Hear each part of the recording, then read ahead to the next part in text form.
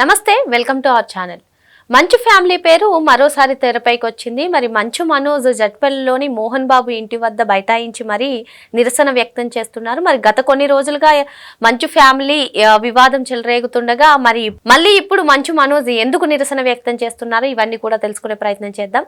దీన్ని పూర్తిగా విశ్లేషించడానికి మనతో పాటుగా ఉన్నారు ప్రొడ్యూసర్ కమ్ సినీ క్రిటిక్ రాహుల్ అయ్యర్ గారు. సార్ నమస్తే. సార్ నమస్తే అండి. సార్, గత కొన్ని రోజులుగా కూడా మనం చూస్తున్నాము మంచు ఫ్యామిలీ పేరు ఎక్కువగా వివాదంలోనే వినిపిస్తుంది. మరి తాజాగా మంచు మనోజ్ గారు మరోసారి మోహన్ బాబు ఇంటి వద్దకు వెళ్ళి నిరసన వ్యక్తం చేస్తున్నారు. మరి మా గొడవలు ఆస్తు గురించి కాదు, నా జుట్టు మొత్తం కూడా మా అన్న చేతిలో ఉంటుందంటూ ఆయన వ్యాఖ్యానిస్తున్నారు. ఏంటి అసలు ఈ గొడవలు ఏంటి, ఏమంటారు మీరు? పిచ్చి పట్టిందండి అబ్బాయికి. పాపం సినిమాలు లేక పెళ్ళాం చేతిలో ఒక కీలు బొమ్మలాగా, అండ్ ఆస్తి లేదు, అన్నకే అంత పేరు వస్తుంది, నాకేం రావట్లేదు.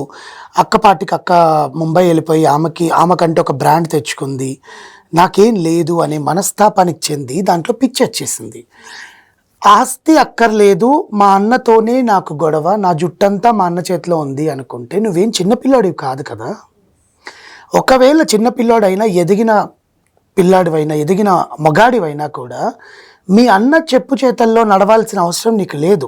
నీకు పెళ్ళయింది, 2 పిల్లలు ఉన్నారు, ఆయనకి పెళ్ళయింది, 4 పిల్లలు ఉన్నారు, తండ్రి ఇంకా బతికే ఉన్నాడు, తల్లి అక్కడే ఉంది, అక్క ఉంది. ఇంతమంది సాయం కోరుకోవాలా, నువ్వు రోడ్డుకి ఎక్కాలా? ఇప్పుడు మీరు అడిగిన క్వశ్చన్లోనే ఆన్సర్. సెలబ్రిటీల ఇళ్లల్లో ఉండే సమస్యలు బయటికి రానంత వరకే, బయటకు వస్తే అది పబ్లిక్ అయిపోయింది. సెకండ్ థింగ్, ఎవరిళ్ళల్లో గొడవలు లేవండి, ఎవరిళ్ళైనా గొడవలు ఉంటాయి, అది 4 గోడల మధ్యన చూసుకునేవి. కానీ ఇప్పుడు ఈ అబ్బాయి చేసే మంచు మనోజ్ అనే అతను ఇంటి పేరు ఎలా వచ్చింది ఆయనకి? ముందు మంచు అని ఎందుకు పెట్టుకుంటున్నాడు? మనోజ్ అనే పిలిపించుకోవచ్చు కదా ఇన్నాళ్ళు.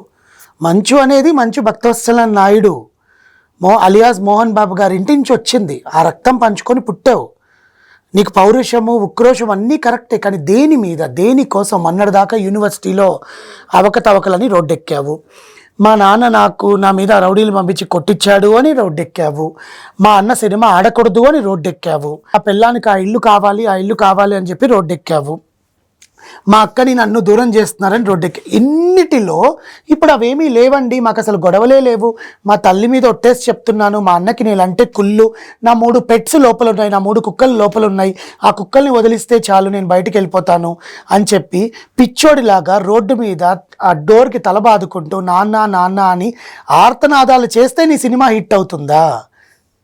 ఇదంతా ఆయన సినిమా ప్రమోషన్ కోసమే. వాళ్ళ అన్న ఎంత లెవెల్లో ప్రమోట్ చేస్తున్నారు. ఈరోజు యోగిని కలవడానికి వెళ్ళారు మోహన్ బాబు గారు, విష్ణు గారు. ఇంతకు ముందే వెళ్ళి ఆయనను కలిసి కన్నప్ప సినిమా బాగా ఆడాలని ఆయన ఆశీస్సులు తీసుకోవడానికి వెళ్ళారు. తండ్రి లేడని తెలుసు, అన్న లేడని తెలుసు, తండ్రితో మాట్లాడాలని నువ్వు ఎట్లా వెళ్తావు? ఆల్రెడీ కన్నప్ప పోస్ట్ పోన్ అయింది కదండి, మళ్ళీ ఎందుకని ఆయన ఇటువంటి అదే డేట్కి ఈయన సినిమా రిలీజ్ చేసుకుంటున్నాడు. ఇప్పుడు ఈయన భైరవము, ఈయన నారా రోహిత్ అండ్ బెల్లంకొండ శ్రీనివాస్ గారు నటించిన మూవీని ఆ రోజుకి రిలీజ్ పెట్టుకుంటున్నారు. They are planning to release అనమాట ఆ రోజుకి. సో ఆ రోజుకి వాళ్ళు రిలీజ్ పెట్టుకుంటున్న తనలో ప్రమోషన్స్ ఇవ్వాలి. ప్రమోషన్స్ ఏ రకాన్ని ఇవ్వాలి నువ్వు? సరే, ఇవన్నీ పక్కన పెట్టండి. నేను రాత్రి నార్సింగ్కి వెళ్ళి నువ్వు విష్ణువర్ధన్ బాబు గారి మీద వెళ్ళి కేసు పెట్టాల్సిన పని ఏంటి? ఏ కారణంగా పెట్టావు కేసు? మా అన్న నా కార్లని దొంగిలించుకొని వాళ్ళ ఆవరణలో పెట్టుకున్నారు, మా ఇంట్లో ఉండే విలువైన వస్తువులన్నీ పగలగొట్టారు అని చెప్పావు. నీ కారు దొంగిలించబడింది ఏప్రిల్ 1వ తారీఖు, నిన్న నువ్వు కంప్లైంట్ ఇచ్చింది ఏప్రిల్ 8వ తారీఖు, నువ్వు జైపూర్లో నీ కూతురు బర్త్డే జరుపుకుంది ఏప్రిల్ 4వ తారీఖు. నువ్వు చెప్పిన డేట్లకే సంబంధం లేదు. ఏప్రిల్ 1వ తారీఖులో నర్సింగ్ ఏరియా గండిపేట మండలంలో 30 విల్లాస్ అనే విల్లాల్లో 13వ నెంబర్ విల్లా దగ్గర నీ కారు ఆగుండింది. నీ డ్రైవర్ సాంబశివరావు లోపల డిన్నర్ చేస్తున్న టైంలో కారు స్టార్ట్ అయింది. ఆ కారు స్టార్ట్ అవడం వల్ల ఆయన గబగబా బయటకు వచ్చి ఏంటి ఆ కారు స్టార్ట్ అయిపోయింది, అసలు ఏం జరుగుతోందా అని చెప్పి తెలుసుకునే ప్రయత్నం చేసే లోపల దుండగులు కారు తీసుకొని వెళ్ళిపోయారు. అప్పుడు గబగబా ఇతను వెళ్ళి నార్సింగ్ పోలీస్ స్టేషన్లో కంప్లైంట్ ఇస్తే పోలీసులు సీసీటీవీ ఫుటేజ్ పట్టించుకొని ఆ కార్ని ఎక్కడో ఆపేసి వాళ్ళు పారిపోతుంటే కార్ని తీసుకొచ్చి కోర్టులో సబ్మిట్ చేశారు. కోర్టు దగ్గర నుంచి నువ్వు అదే కారు తీసుకొని వచ్చావు, అదే కారులో ఈరోజు జూపల్లి హౌస్కి వచ్చావు, అదే కారులోనే దిగి నువ్వు వెళ్ళి ఆ గేట్ దగ్గరికి వెళ్ళావు. ఇంకా ఏ కారుని ఇది దొంగతనం చేశారు? నీకు 100 కార్లు ఉన్నాయా? 3 4 ఉంటాయి. కనీసం నీ అన్న నీ కారు దొంగతనం చేయించాల్సిన అవసరం ఏంటి? ఆయనకి డబ్బులు లేవా? ఆయన కారు కొనుక్కోలేడు, ఆయనకి కార్లు లేవా? నీ కారు మీదే కన్ను పడాలా ఇంతేజ్ వచ్చాక? సరే ఇవన్నీ పక్కన పెడదామండి. చిన్నప్పటి నుంచి పెంచిన తండ్రి ఎలాంటోడో నీకు తెలియదు, చిన్నప్పటి నుంచి నువ్వు పెరిగిన నీ అన్న ఎలాంటోడో తెలియదు, నీ వదిన ఎలాంటోడో తెలియదు, మీ అక్క ఎలాంటిదో తెలియదు. రోడ్డు ఎక్కేసి మా అన్నకి నేనంటే కుళ్ళు. ఎప్పటి నుంచి కుళ్ళు? ఎందుకు కుళ్ళు? నువ్వు మంచిగా సినిమాలు చేసుకొని మంచిగా తాగుడికి బానిసై కాకుండా ఇంట్లో ఉంటూ హ్యాపీగా బిజినెస్ చేసుకుంటూ ఉండుంటే నీకు ఇప్పుడు అందరూ సపోర్ట్ ఉండేవాళ్ళుగా. నీ తండ్రే కదా బయటకు వచ్చి చెప్పాడు, తాగుడు మానరానైనా, తాగుడు మాను, ఆ తాగుబోతులాగా వస్తున్నావని నా బాధ. ఎవరు నీకు మందు పెట్టారో ఏమో తెలియట్లేదు, తాగుబోతు అయిపోయావు నువ్వు అని ఆయనే కదా ఆడియో రిలీజ్ చేశాడు ఆ రోజు. నా కొడుకుని, నా కోడల్ని, వాళ్ళ భార్య నుంచి నన్ను తప్పించండి అని కేసు పెట్టాడు కదా. ఒక తండ్రి అండి, తండ్రిని గుండెల మీద పెంచుకున్న తండ్రిని నువ్వు రోడ్డు మీద కీడ్చావే. ఇప్పుడు మళ్ళీ నువ్వు రోడ్డు ఎక్కి ఒక ప్రముఖ ఛానల్తో నువ్వు ఇచ్చిన ఇంటర్వ్యూ ఏంటి? నా తల్లి మీద ఒట్టు, నా కుక్కల కోసం వచ్చా. నిన్నటిదాకా మా అన్న నా కాళ్ళు దొంగతనం చేశాడు, ఈ విషయం నేను మా నాన్నతో చర్చించాలి, నేను ఆయన దగ్గరికి వెళ్తుంటే నన్ను రానివ్వట్లేదు, కోర్టు పర్మిషన్ ఉంది అని ఇన్ని మాట్లాడిన అతను ఇప్పుడు ఆయన కుక్కల కోసం వచ్చాడంట. కోర్టు పర్మిషన్ ఇచ్చిన మాట వాస్తవం. ఆయన ఇష్టం ఉంటే లోపలికి వెళ్ళొచ్చు, మాట్లాడచ్చు, రావచ్చు. వాళ్ళ అమ్మగారు అక్కడే ఉంటారు కాబట్టి అన్ని చేసుకొని రావచ్చు. గొడవలు చేస్తే మాత్రం ఒప్పుకునేది లేదు. ఇప్పుడు ఆయన జైపూర్ వెళ్తూ కుక్కల్ని కూడా వాళ్ళ ఇంట్లోనే వదిలేసి వెళ్ళాడు. ఆయనకి 3 కుక్కలు ఉన్నాయండి, 3 కుక్కలు తీసుకొని అక్కడికి వదిలేసి వెళ్ళాడు. నువ్వు గొడవ చేయకుండా కామ్గా వెళ్ళిపోయి నీ కుక్కల్ని తెచ్చుకునేవచ్చు కదా. గొడవ చేయాల్సిన అవసరం ఏంటి? అసలు నీ గొడవకి రీజన్ ఏంటి? రిసార్ట్కి వెళ్ళి గొడవ చేస్తావు, అర్ధరాత్రి పూట ఆ హాస్టల్ యాజమాన్యంతో వెళ్ళి గొడవ చేస్తావు, కాలేజ్ దగ్గరికి వెళ్ళి గొడవ చేస్తావు, ఇంటి దగ్గరికి వెళ్ళి గొడవ చేస్తావు. ఈరోజు కూడా అతని ఫేస్ ఎలా ఉందో చూసారా అండి? ఒక హీరోనేనా అతను? స్టేజ్ మీదకి వచ్చి నేను ఎవరు ఏంటి అసలు ఈ గొడవకు అంతటికి కారణం ఏంటంటే నథింగ్ అండి, simply he wants to blame someone. అంటే ఇప్పుడు మనకు జనరల్గా చెప్తాను, ఇది మనకు ఒకరి మీద ద్వేషం అనేది ఏర్పడింది ఏంటంటే నెగిటివిటీ అని మన మైండ్లో ఉండిపోయింది అనుకోండి, వాళ్ళని ఏదో ఒకటి చెయ్యాలి అని ఒక ఐడియా వస్తుంది. That is a human tendency. Negativity అంతా కూడా విష్ణు గారి మీద అంటారా? అంతే, మెయిన్ ఆయన్నే. ఎందుకంటే ఇప్పుడు తండ్రి నెక్స్ట్ స్థానం తీసుకునేది విష్ణు. మనోజ్ తీసుకోలేడు, ఎంతైనా మనోజ్ తీసుకోలేడు. తండ్రి తర్వాత స్థానం విష్ణుదే ఉంటుంది. విష్ణుకుండ పేరు ఈయనకెందుకు? ఇప్పుడు విష్ణు మా అసోసియేషన్ మెంబర్, మా అసోసియేషన్ హెడ్. నువ్వెందుకు అన్న పక్కన నిలబడి మాట్లాడట్లేదు ఇప్పటి వరకు? అన్న ఎదుగుతున్నాడని కుళ్ళు తప్ప నీకు అన్న పక్కన నిలబడుకుంటే నీకు కూడా గౌరవం వస్తుంది కదా. అన్న చేసే పనిలో నువ్వు సాయం చేస్తే మంచి బ్రదర్స్ ఇద్దరు ఇండస్ట్రీని నిలబెడుతున్నారు అంటారుగా. మీరు అన్నట్టుగా విష్ణు గారు ఇప్పుడు మా అసోసియేషన్ హెడ్ గా ఉన్నారు. ఇప్పుడు మరి మనోజ్ గారు ఎటువంటి విమర్శలు అయితే చేస్తున్నారో విష్ణు గారి మీద, విష్ణు గారు ఎక్కడ కూడా స్పందించిన దాఖలాలు లేవు. మరి స్పందించకపోతే ఏదైనా నెగిటివ్ అవుతుందంట? స్పందిస్తేనే నెగిటివ్ అవుతుంది. ఎగ్జాంపుల్గా తీసుకుందాం. ఇప్పుడు బేసికల్గా ఒక ఎగ్జాంపుల్, వారం రోజుల నుంచి ఒక అలేఖ్య చిట్టి పికిల్స్ అనేదో చూస్తున్నాం కదా. ఆ అమ్మాయి చేసింది తప్పు, కరెక్టే కదా. ఆ అమ్మాయి చేసిన దానికి ఎవరో ఒకరికి వెళ్ళి క్షమాపణ చెప్పుకుంది, అక్కడితో ఎండ్. మళ్ళీ వీడియోలు పెట్టి మళ్ళీ డ్రామాలు క్రియేట్ చేస్తే నెగిటివ్ అవుతుందా అవ్వదా? ఇక్కడ విష్ణువర్ధన్ బాబు గారు దాంట్లో ఏంటంటే తప్పు ఎంత ఉందా ఏంటి అనేది వాళ్ళ నలుగురికి సంబంధించిన విషయం. లక్ష్మి గారు, విష్ణు గారు, మనోజ్ గారు, మోహన్ బాబు గారు, వాళ్ళ అమ్మగారికి కూడా సంబంధం లేదు, నిర్మలా మేడంకి కూడా సంబంధం లేదు. వీళ్ళకి సంబంధించిన విషయం.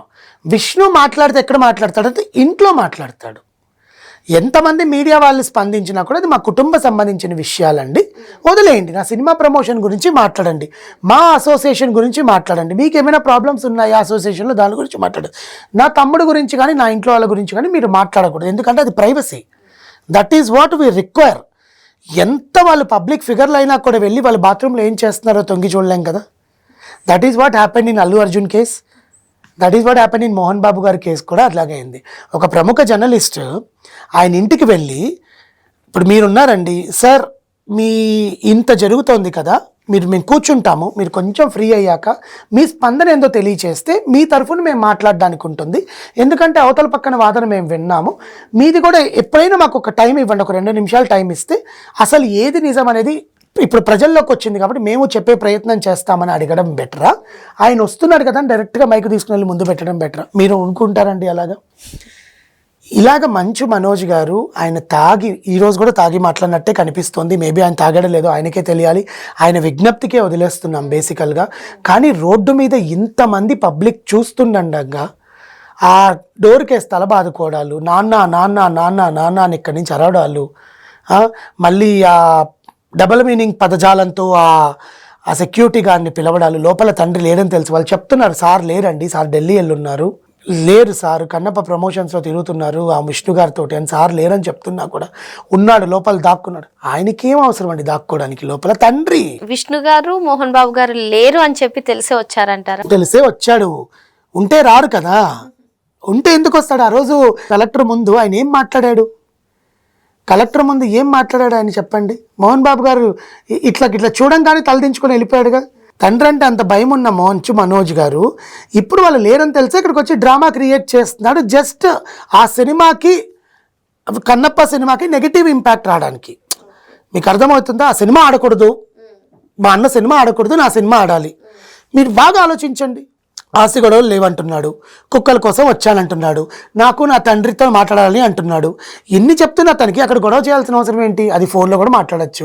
ఆల్రెడీ మరి కన్నప్ప మూవీ పోస్ట్ పోన్ అయింది కదా, అయినా కూడా ఎందుకు ఇంత సీన్? ఈ పోస్ట్ పోన్ అయ్యినది కూడా నెగిటివిటీ అయ్యింది.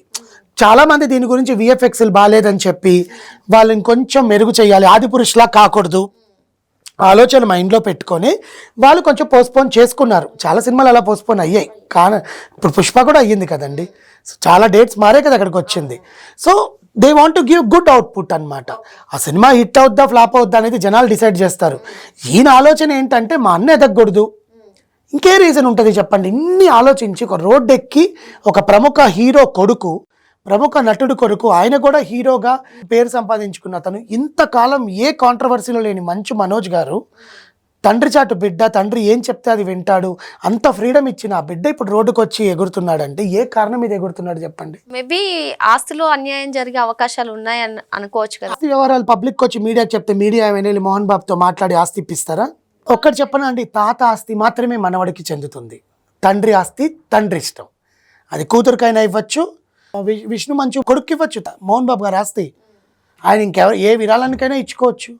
ఇప్పుడు టాటా రతన్ టాటా గారు చనిపోతూ ఆయన ఆస్తి ఆయన పెంపుడు కుక్క పేరు మీద కూడా రాసి చనిపోయారు.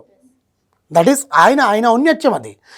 ఇప్పుడు కొడుకులకు ఆస్తి ఆల్రెడీ పనిచేశాను అని ఆల్రెడీ చెప్పేశారు, ఆయన స్టేట్మెంట్ ఇచ్చేశారు. నా ఆస్తి అంతా ఇది నా కష్టార్జితం, వాళ్ళ తాతది కాదు, నేను సంపాదించుకునే. తాత ఆస్తి అడిగే హక్కు ఉంది మనోజ్కి.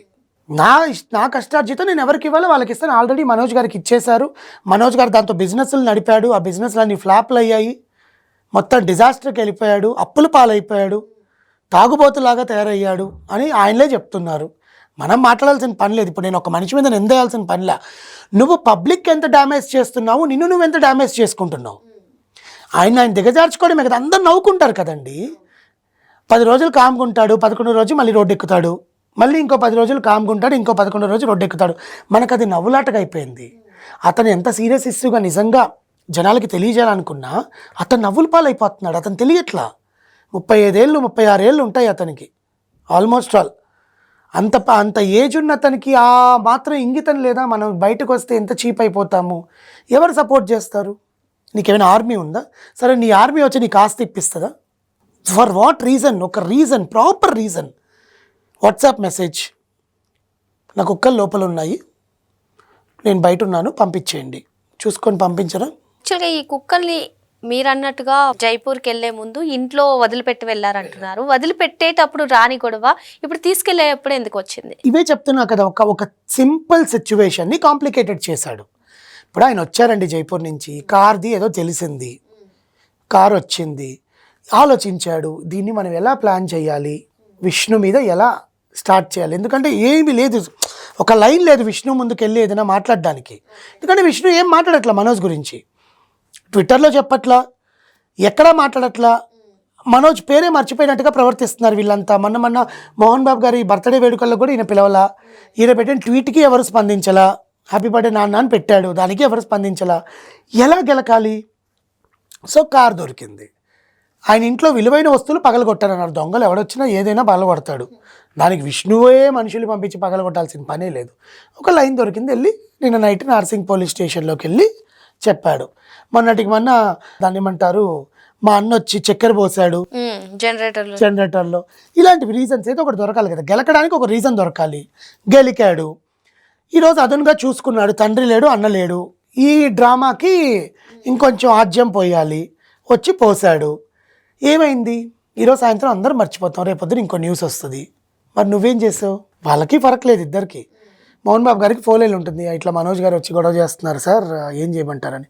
మీ పని మీరు చూసుకోండి అయ్యా, మా పని మేము చూసుకుంటాం అని చెప్తాడు. కానీ ఆయన వచ్చి ఆపండి చెయ్యండి అని ఏమైనా చెప్తాడండి? ఎందుకంటే కొడుకు గురించి ఆయనకు వీళ్ళకన్నా మనకన్నా ఆయనకే తెలుసు ఎక్కువ. కొడుకుని ఏం చెప్తే ఎలా కొడుకు దారిలోకి వస్తాడో ఆయనకు బాగా తెలుసు. పట్టించుకోకండి అయ్యా, మీరు పట్టించుకుంటేనే ఆయన సీన్ చేస్తాడు, మీరు పట్టించుకోకపోతే ఆయన ఏం సీన్ చేస్తాడు? చచ్చిపోయే ధైర్యమే లేదు, అలా తలలు కొట్టుకొని చచ్చిపోయే పంత ఎప్పుడో చచ్చిపోయిండేవాడు, ఆ ధైర్యమే లేదు, మీరు లైట్ తీసుకోండి అని చెప్పుంటారు మోహన్ బాబు గారు, నాకు తెలుసు నిజంగా.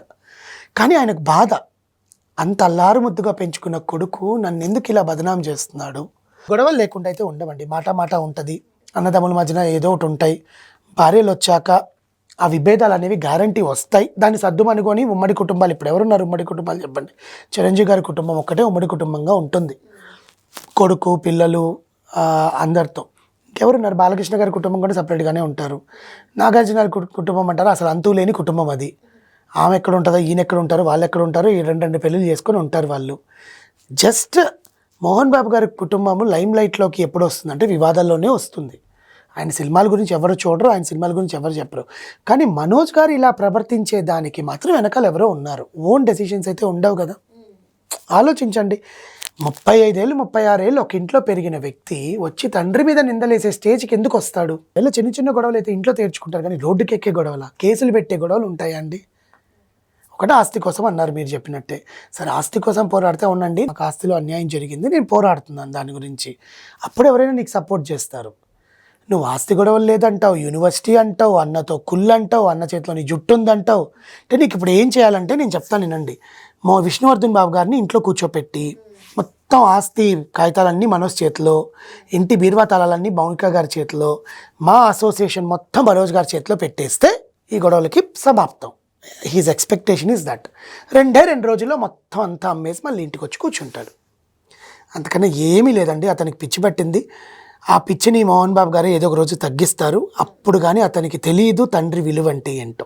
మరి మొత్తానికి మంచు మనోజ్ ఇలా చేయడానికి ఆయన వెనకాల ఎవరో ఒకరు ఉన్నారని చెప్పి సార్ అనుమానం వ్యక్తం చేస్తున్నారు. అదే కాకుండా ఇప్పుడు కొత్తగా ఈ వివాదం చెలరేగడానికి కారణం భైరవం సినిమాకి ప్రమోషన్స్ లో భాగంగానే అని చెప్పి కూడా అంటున్నారు. అంతేకాకుండా కన్నప్ప సినిమా మీద కూడా ట్రోల్స్ తెప్పించే విధంగా మనోజ్ గారు ఈ విధంగా ప్రవర్తిస్తున్నారని సార్ చెప్తారు. Thank you sir. Thank you అండి.